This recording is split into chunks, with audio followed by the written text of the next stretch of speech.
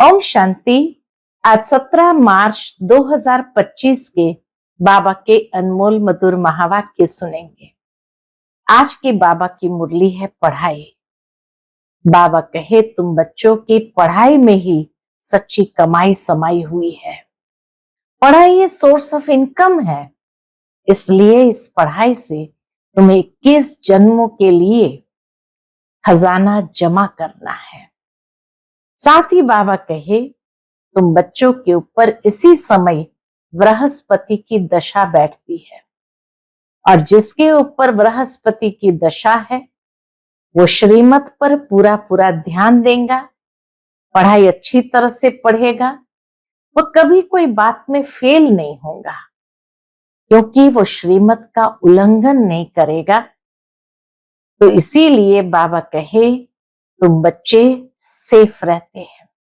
परंतु जिन पर राहु का ग्रहण बैठ जाता है तो बच्चे फेल होते रहते हैं, पढ़ाई पर भी ध्यान नहीं देते। तो अभी वृक्षपति बाप द्वारा ये बृहस्पति की दशा है, इसीलिए तुम बच्चे बहुत बहुत सौभाग्यशाली हो। सुनते हैं आज के बाबा के अनमोल मधुर महावाक्य। ओम शांति। मीठे बच्चे, पढ़ाई ही कमाई है। पढ़ाई सोर्स ऑफ इनकम है। इस पढ़ाई से ही तुम्हें 21 जन्मों के लिए खजाना जमा करना है। आज की बाबा के मुरली से प्रश्न है, जिन बच्चों पर बृहस्पति की दशा होगी उनकी निशानी क्या दिखाई देगी? उत्तर, उनका पूरा पूरा ध्यान श्रीमत पर होगा, पढ़ाई अच्छी तरह पढ़ेंगे, कभी भी फेल नहीं होंगे।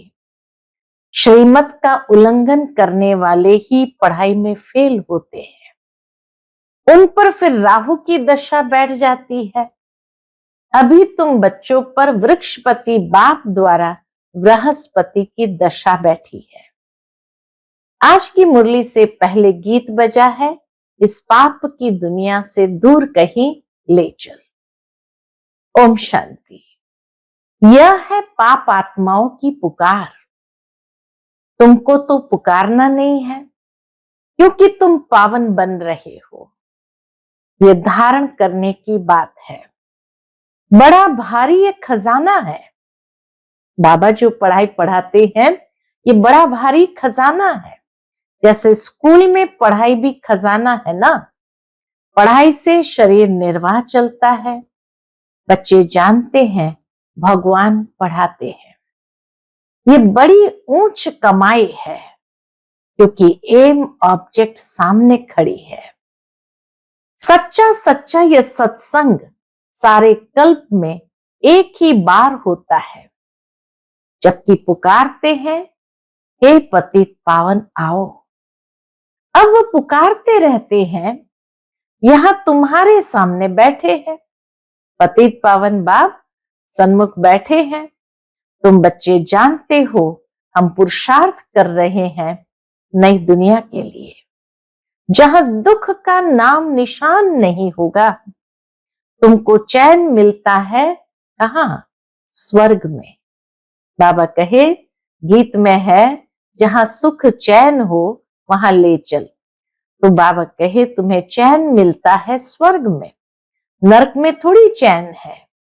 ये तो विषय सागर है, कलयुग है ना। सब दुखी ही दुखी है, भ्रष्टाचार से पैदा होने वाले हैं, इसलिए आत्मा पुकारती है बाबा हम पतित बन गए हैं, पावन होने के लिए गंगा में स्नान करने जाते हैं। अच्छा स्नान किया तो पावन हो जाना चाहिए ना। फिर घड़ी घड़ी धक्के क्यों खाते हैं? क्यों बार बार जाते गंगा में स्नान करने?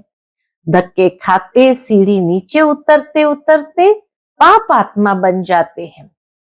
84 का राज तुम बच्चों को बाप ही बैठ समझाते हैं, और धर्म वाले तो 84 जन्म नहीं लेते हैं।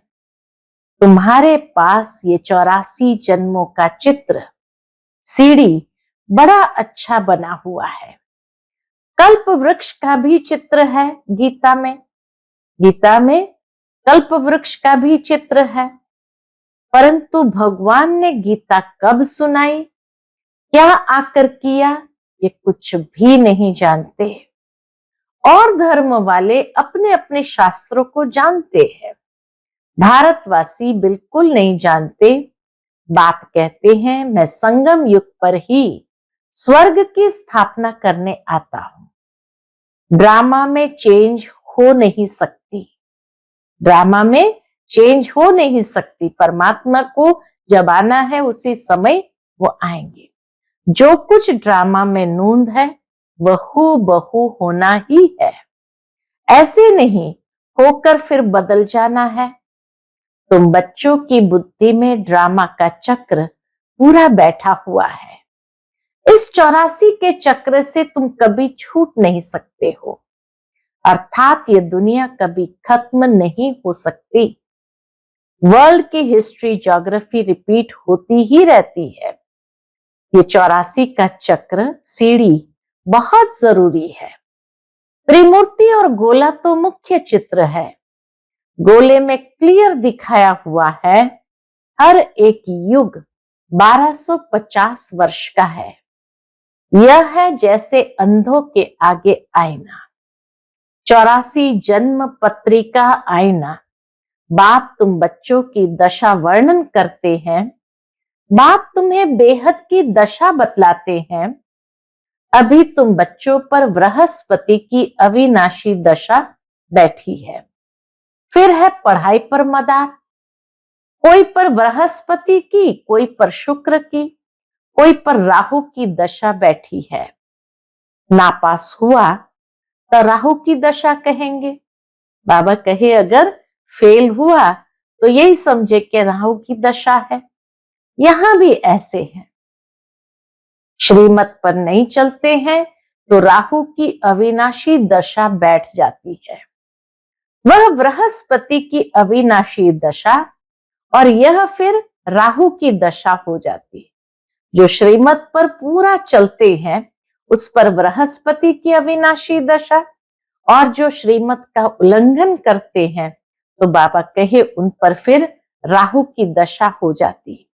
बच्चों को पढ़ाई पर पूरा ध्यान देना चाहिए, इसमें बहाना नहीं देना चाहिए। सेंटर दूर है, यह है, पैदल करने में 6 घंटा भी लगे तो भी पहुंचना चाहिए। मनुष्य यात्राओं पर जाते हैं, कितना धक्के खाते हैं। आगे बहुत पैदल जाते थे, बैलगाड़ी में भी जाते थे। ये तो एक शहर की बात है। यह बाप की कितनी बड़ी यूनिवर्सिटी है जिससे तुम ये लक्ष्मी नारायण बनते हो। ऐसी उच्च पढ़ाई के लिए कोई कहे दूर पड़ता है या फुर्सत नहीं है, बाप क्या कहेंगे। इतनी ऊंची पढ़ाई के लिए अगर कोई बहाना दे तो बाप क्या कहेंगे, ये बच्चा तो लायक नहीं है। बाप ऊंच उठाने आते हैं, यह अपने सत्यानाश कर देते। श्रीमत कहती है पवित्र बनो, दैवी गुण धारण करो, इकट्ठे रहते भी विकार में नहीं जाना है। बीच में ज्ञान योग की तलवार है, हमको तो पवित्र दुनिया का मालिक बनना है। अभी तो पतित दुनिया के मालिक है ना। वह देवताएं थे डबल सिर ताज, फिर आधा कल्प बाद लाइट का ताज उड़ जाता है। इस समय लाइट का ताज कोई पर भी नहीं है, सिर्फ जो धर्म स्थापक है उन पर हो सकता है। धर्म स्थापन करने अर्थ जो अवतरित हुए हैं, पावन आत्मा होने कारण उन पर लाइट का ताज हो सकता है, क्योंकि वह पवित्र आत्माएं शरीर में आकर प्रवेश करती है। यही भारत है जिसमें डबल सिर ताज भी थे, सिंगल ताज वाले भी थे। अभी तक भी डबल सिर ताज के आगे सिंगल ताज वाले माथा टेकते हैं, क्योंकि वह है पवित्र महाराजा महारानी। महाराजाएं राजाओं से बड़े होते हैं। बाबा सिखाते हैं महाराजाएं राजाओं से बड़े होते हैं। उनके पास बड़ी बड़ी जागीर होती है। सभा में भी महाराजाएं आगे और राजाएं पीछे बैठते हैं नंबरवार। कायदेसर उन्हों की दरबार लगती है। यह है ईश्वरीय दरबार। बाबा कहे यह भी ईश्वरीय दरबार है। इनको इंद्र सभा भी गाया जाता है। तुम ज्ञान से परियां बनती हो। खूबसूरत को परी कहा जाता है ना। राधे कृष्ण की नेचुरल ब्यूटी है ना, इसलिए सुंदर कहा जाता है। फिर जब काम चिता पर बैठते हैं तो वह भी भिन्न नाम रूप से श्याम बनते हैं। शास्त्रों में कोई यह बातें नहीं है। बाबा जो सिखाते वह बातें शास्त्रों में नहीं मिलेगी। ज्ञान, भक्ति और वैराग्य तीन चीजें हैं। ज्ञान ऊंचते ऊंच है। अभी तुम ज्ञान प्राप्त कर रहे हो, तुमको वैराग्य है भक्ति से। ये सारी तमो प्रधान दुनिया अब खत्म होने वाली है, उनसे वैराग्य है। जब नया मकान बनाते हैं तो पुराने से वैराग्य हो जाता है ना। वह है हद की बात, यह है बेहद की बात। अब बुद्धि नई दुनिया तरफ है, यह है पुरानी दुनिया नरक। सतयुग त्रेता को कहा जाता है, क्या कहेंगे, सतयुग त्रेता को कहा जाता है शिवालय। शिव बाबा की स्थापना की हुई है ना शिवालय, जो शिव बाबा द्वारा स्थापन किया हुआ है। अभी इस वैश्यालय से तुमको नफरत आती है। वैश्यालय माना विष आलय, विष से भरा आलय। तो बाबा कहे अभी इस विषालय से तुमको नफरत आती है। कईयों को नफरत नहीं आती है, शादी बर्बादी कर गटर में गिरना चाहते हैं। मनुष्य तो सभी है विषय वैतरणी नदी में, गंध में पड़े हैं। एक दो को दुख देते हैं। गाया भी जाता है, अमृत छोड़ विष काहे को खाए। जो कुछ कहते हैं उसका अर्थ नहीं समझते हैं। तुम बच्चों में भी नंबरवार है। सेंसिबल टीचर देखते ही समझ लेगा कि इनकी बुद्धि कहां भटक रही है। क्लास के बीच कोई उबासी लेते या झुटका खाते हैं तो समझा जाता है कि इनकी बुद्धि कहां घर बार या धंधे तरफ भटक रही है। उबासी थकावट की निशानी है। धंधे में मनुष्य की कमाई होती रहती है तो रात को 1-2 बजे तक भी बैठे रहते हैं। कभी उबासी नहीं आती। ये तो बाप कितना खजाना देते हैं। उबासी देना घाटे की निशानी है। इसलिए बाबा कहे तुम बच्चों को न उबासी देनी है, न थकावट में आकर के झुटका मारना है। देवाला मारने वाले गुटखा खाते बहुत उबासी देते हैं। तुमको तो खजाने के पिछाड़ी खजाना मिलता रहता है, तो कितना अटेंशन होना चाहिए। कितना प्यार से बाबा कहते हैं, कितना अटेंशन होना चाहिए। पढ़ाई समय कोई उबासी दे तो सेंसिबल टीचर समझ जाएगा इनका बुद्धि योग और तरफ भटकता रहता है। अगर पढ़ाई के समय कोई उबासी दे तो बाबा कहे सेंसिबल टीचर समझ जाएगा इनका बुद्धि योग और तरफ भटकता रहता है। यहां बैठे घर बार याद आएगा, बच्चे याद आएंगे।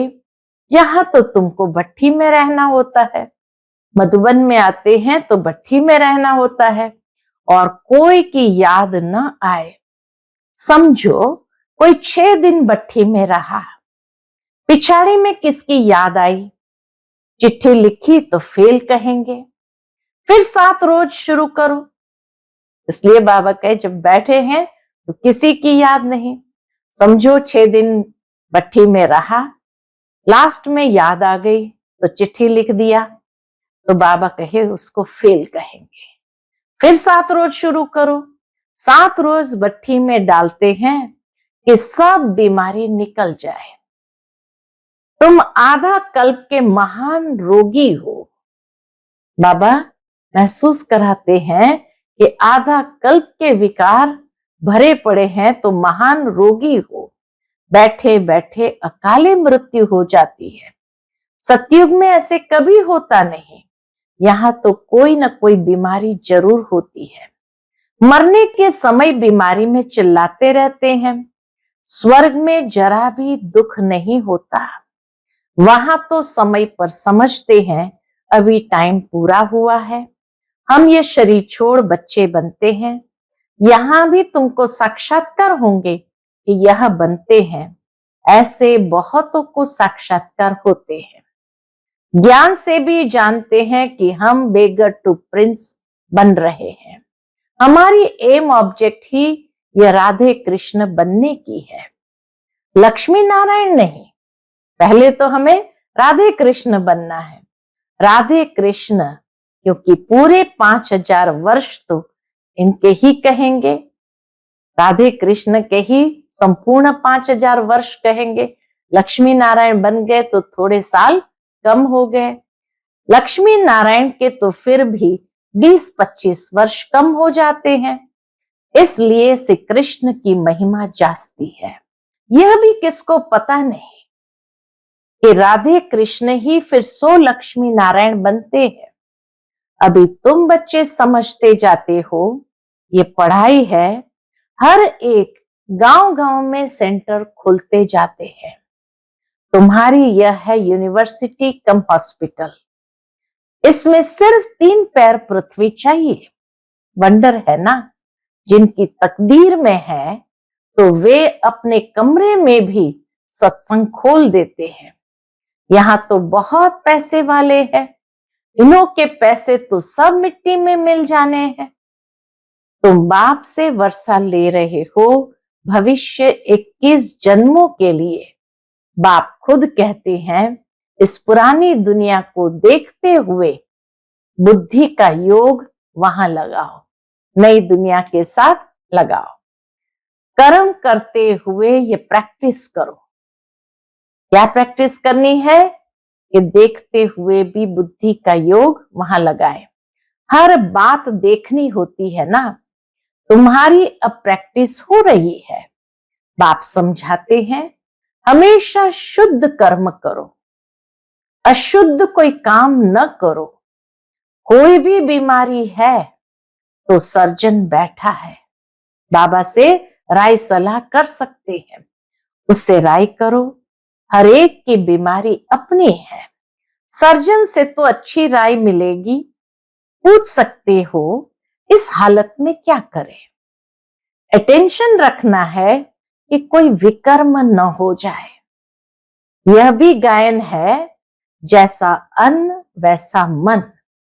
मांस खरीद करने वाले पर, बेचने वाले पर, खिलाने वाले पर भी पाप लगता है।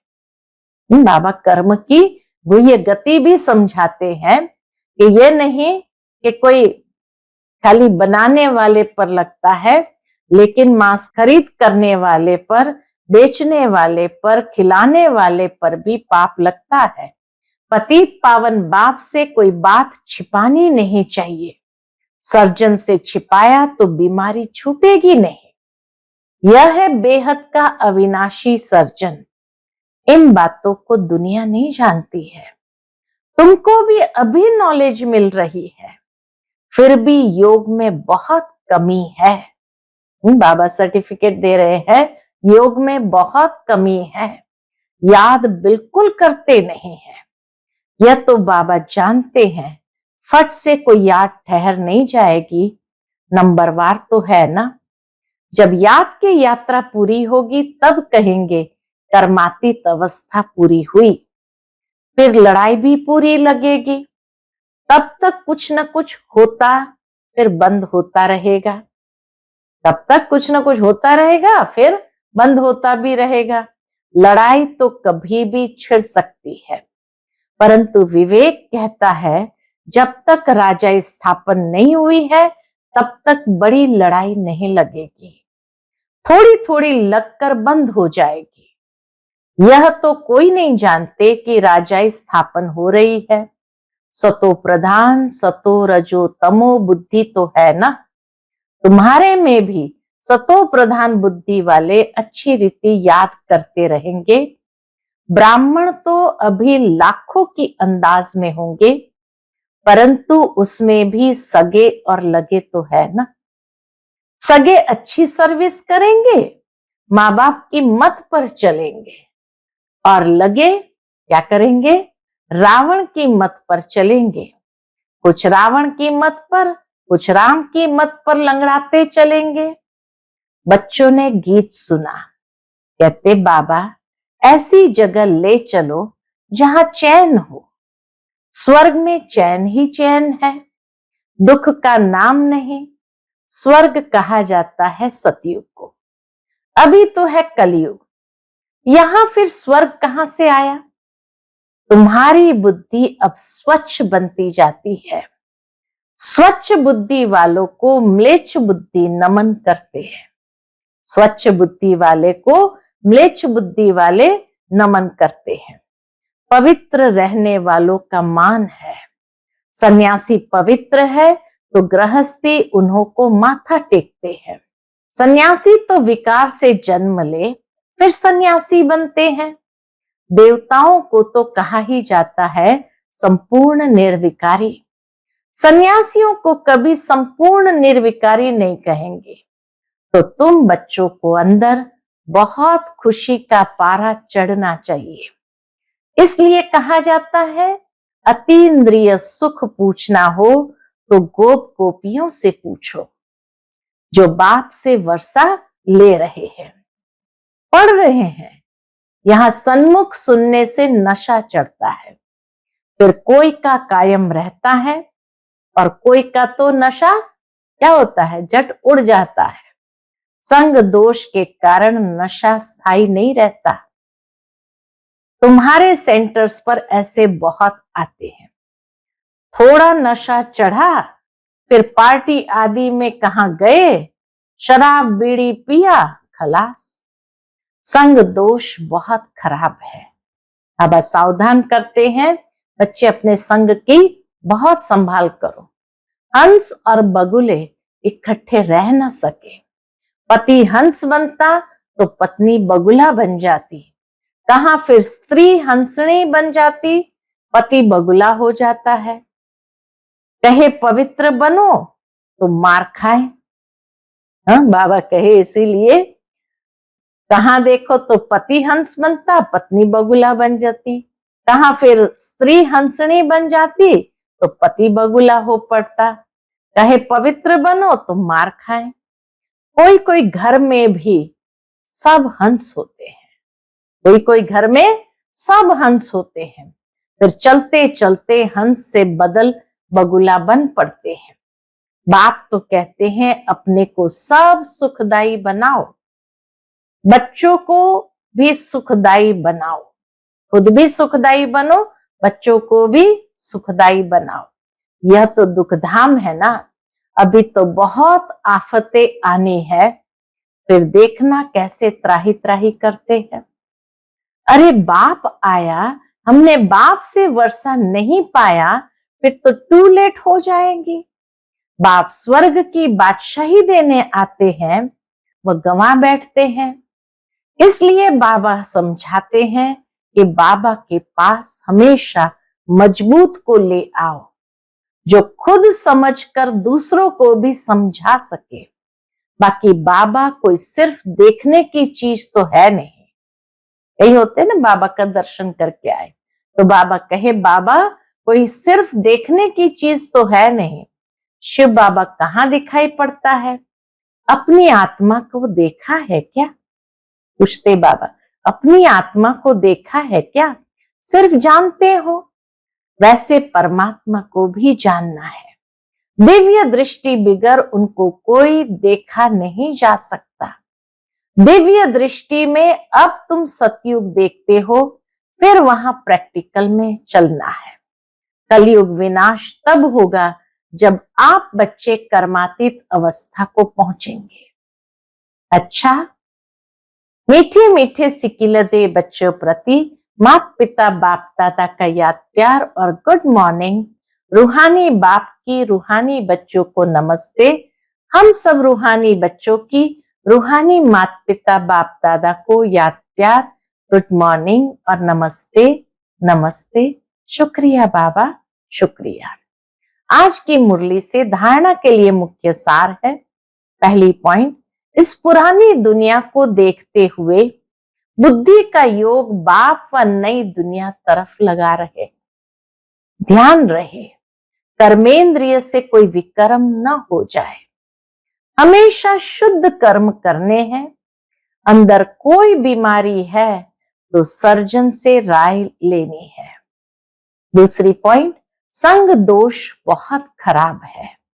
इससे अपनी बहुत बहुत संभाल करनी है। अपने को और परिवार को सुखदायी बनाना है। पढ़ाई के लिए कभी बहाना नहीं देना है। आज का बाप दादा का मधुर वरदान हम बच्चों के प्रति है। श्रेष्ठ भावना के आधार से सर्व को शांति शक्ति की किरणें देने वाले विश्व कल्याणकारी भव। श्रेष्ठ भावना के आधार से सर्व को शांति शक्ति की किरणें देने वाले विश्व कल्याणकारी भव। जैसे बाप के संकल्प व बोल में, नयनों में सदा ही कल्याण की भावना व कामना है, ऐसे आप बच्चों के संकल्प में विश्व कल्याण की भावना व कामना भरी हुई हो। कोई भी कार्य करते विश्व की सर्व आत्माएं इमर्ज हो। मास्टर ज्ञान सूर्य बन शुभ भावना व श्रेष्ठ कामना के आधार से शांति व शक्ति की किरणें देते रहो, तब कहेंगे विश्व कल्याणकारी।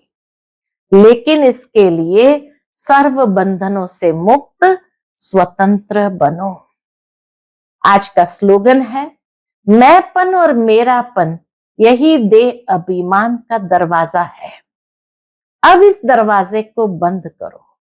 मैंपन और मेरापन यही देह अभिमान का दरवाजा है। अब इस दरवाजे को बंद करो। आज का अव्यक्त इशारा, सत्यता और सभ्यता रूपी कल्चर को अपनाओ। सत्यता की परख है संकल्प, बोल, कर्म, संबंध, संपर्क सब में दिव्यता की अनुभूति होना।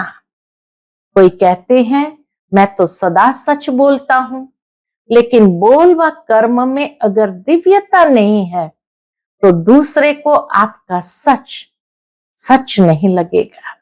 इसलिए सत्यता की शक्ति से दिव्यता को धारण करो। कुछ भी सहन करना पड़े, घबराओ नहीं। सत्य समय प्रमाण स्वयं सिद्ध होगा। सत्य समय प्रमाण स्वयं सिद्ध होगा। अच्छा, ओम शांति।